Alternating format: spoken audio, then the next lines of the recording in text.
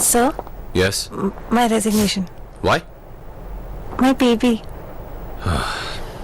Mummy ji, बच्चे के लिए जॉब छोड़ना ओल्ड आइडिया, न्यू आइडिया। बच्चा और जॉब दोनों एक साथ संभालो। आरती, बेबी के बम पे क्रीम लगाओ, अच्छे से लगाओ। बेबी का बम वीडियो सर्वेलेंस, स्ट्रीमिंग और इंटरनेट के पूरे पावर के साथ आइडिया 3G स्मार्टफोन ₹5850 में plus data benefits.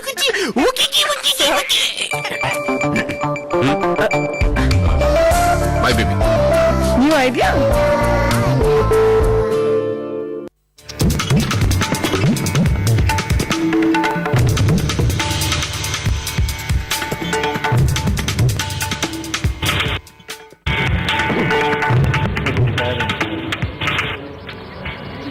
Welcome back. Future cities of India का हमारा ये सफर है दिल्ली से सटे नोएडा में, और नोएडा तेजी से बढ़ रहा है, लेकिन इस बढ़ते हुए नोएडा को और किन चीजों की जरूरत है और किन चीजों के लिए इसे काम करना है, यही समझने और जानने की कोशिश कर रहे हैं हम उन लोगों से जो नोएडा को ब्रांड बनाने में एक अहम भूमिका निभाते हैं। हमारे साथ है मुंबई से Gyaneshwar Sen, senior vice president Honda CL. Sir, आपने पूरी चर्चा सुनी और आपकी तरफ से एक तरह से कहेंगे पार्टिंग शॉट्स के तौर पर हम समझना चाहेंगे वो कौन सी एक बात है जो आप नोएडा में देखना चाहते हैं, जो आपके बिजनेस के लिए बहुत सही कदम हो सकता है। बहुत इश्यूज ऑलरेडी डिस्कस हो चुकी हैं, like safety, transportation, power etcetera, technology. Industry के लिए दो चीजें और चाहिए। एक तो प्रोग्रेसिव लेबर लॉज, जिससे कि हम अच्छा मैन पावर अट्रैक्ट कर पाए। दूसरा है एक एफिशिएंट और reasonable tax structure, because taxation is fairly complicated, तो ये एंटायर यूपी के लिए एप्लीकेबल है। ये तो जहां तक बिजनेस का सवाल है। जहां तक सोसाइटी का सवाल है, आई थिंक एस्पिरेशंस बढ़ रहे हैं, तो उनके लिए entertainment, eating out, so that people feel proud to live in Noida and greater Noida.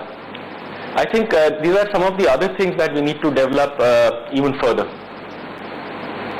जरूरत नहीं, नोएडा में ही आपको सब कुछ मिले, ये कहना है ज्ञानेश्वर सेन साहब का। और बहुत जरूरी बात, प्रोग्रेसिव लेबर लॉज और टैक्स स्ट्रक्चर से उम्मीद करते हैं कि इन्हें सुधारा जाए। अजय सर, आपसे जानना चाहूंगी, इनोवेशन आपका की रोल रहा है और आप हमेशा ही कुछ इनोवेटिव सोचते हैं। एक इनोवेटिव थॉट नोएडा के लिए संक्षिप्त में। मैंने सब कुछ बता दिया है, तो मैं तो ये कहूंगा कि आप हमारे जैसे बड़े stake holder, we are the largest employees here, हमको साथ लेके बात करिए और हम आपको एडवाइस करेंगे कि इसको फ्यूचर सिटी कैसे बनाना है। हमारे पास सारी टेक्नोलॉजी की नॉलेज है इसी शहर में, तो जो पूरा का पूरा इस शहर को बदलना है वो हम खुद कर सकते हैं हमारे साथ। और मैं यही कहूंगा कि we will be always ready to support the city in creating it like a future city. बिल्कुल, सरकार आगे बढ़े, इंडस्ट्री मदद करने को, हर संभव मदद करने को तैयार है। आपसे जानना चाहेंगे प्रकाश सिंह साहब कि जितने पैनलिस्ट हैं हमारे, सबने एक जो कॉमन चिंता जताई वो थी यहाँ की लॉ एंड ऑर्डर की लेकर के। आप इसमें महारत हासिल हुआ, आपको एक ठोस सुझाव दें जो आपको लगता है जल्द से जल्द उसको लागू करने की जरूरत है। देखिए, ये उम्मीद करना कि उत्तर प्रदेश की पुलिस का स्तर दिल्ली के समकक्ष या उसके आसपास आ जाएगा, मेरे ख्याल में बेकार है, क्योंकि लखनऊ में जो सोच है सत्ताधारी लोगों की एकदम सामंतवादी है। तो उसका एक ही उपाय है कि एक सेपरेट पुलिस डिस्ट्रिक्ट कार्य करिए। आप रेवेन्यू एडमिनिस्ट्रेशन अपने पास रखिए, उसमें हम कोई छेड़छाड़ नहीं कर रहे हैं, भौगोलिक सीमाओं को हम नहीं बदल रहे हैं, पर for police purposes we have an integrated police district for the entire NCR region. आपसे जानना चाहेंगे अमिताभ कांत साहब, आपने कहा कि कई राज्यों में आपने काम किया, लेकिन सबसे जो देरी से और स्लो में जो प्रोजेक्ट चल रहा है वो है यूपी का प्रोजेक्ट। ऐसे में डीएमआईडीसी का जो खासतौर से नोएडा के यूपी का हिस्सा है, उसका भविष्य आप कैसा देख रहे हैं और आपको कैसा लगता है इसको कैसे उबारा जा सकता है कि वैकल्पिक व्यवस्था कुछ आपको? मेरे विचार से अभी भी मैं कहता हूं कि सबसे अच्छा फ्यूचर इस रीजन का है। इस रीजन में जो तरक्की हो सकती है वो कहीं हिंदुस्तान में कहीं नहीं हो सकती। और अगर आप जल्दी से कोई हिंदुस्तान में एक मॉडल सिटी बना सकते हैं, जो कि जिसको आप कह सकते हैं फ्यूचर सिटी, वो ये नोएडा, ग्रेटर नोएडा का क्षेत्र है।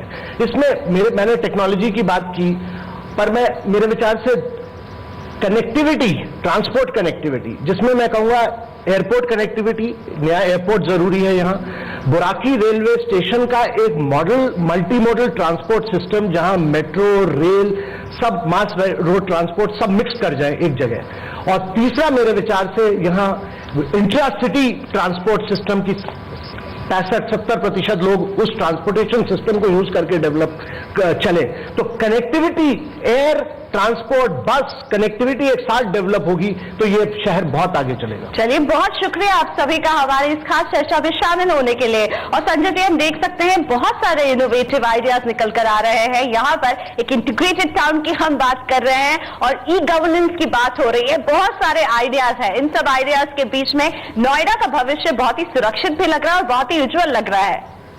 प्रियंका, बिल्कुल, दरअसल ये नोएडा का एक लोगों को लग सकता है कि लोकलाइज्ड प्रोग्राम था, बिल्कुल नहीं था। आज हमारे पास इतने विशेषज्ञ पैनलिस्ट, इतने बढ़िया मेहमान हैं और उन्होंने एक कितना जबरदस्त एजेंडा रखा है।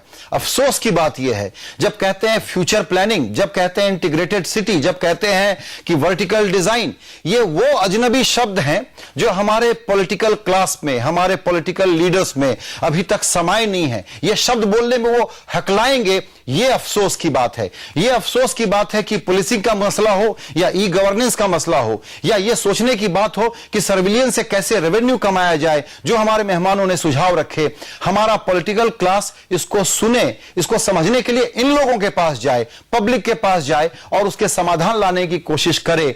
तो जिस बात को हम लेकर के चलते हैं कि इस तरक्की की कहानी लोग लिखते हैं, उन लोगों के नेतृत्व में पॉलिटिकल क्लास पीछे चलेगा तो शायद कुछ काम बढ़ेगा। इसीलिए आज हम इसको फिर से वहीं जोड़ना चाहेंगे कि सीएनबीसी आवाज ने जो अपना नया सूत्र वाक्य दिया है, वक्त से पहले किस्मत से ज्यादा करना है अगर, तो डिसीजन मेकर्स के ऊपर अब हमारा, आपका और हमारे ये जो मेहमान और इनसे जुड़े हुए जो इनकी बिरादरी के लोग हैं, इनका दबाव बनाना होगा। प्रियंका,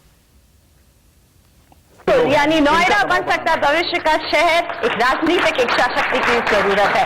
बहुत शुक्रिया हमारे इस खास शो में शामिल होने के लिए, हमारे मेहमानों का और नोएडा वासियों का, सभी का नमस्कार।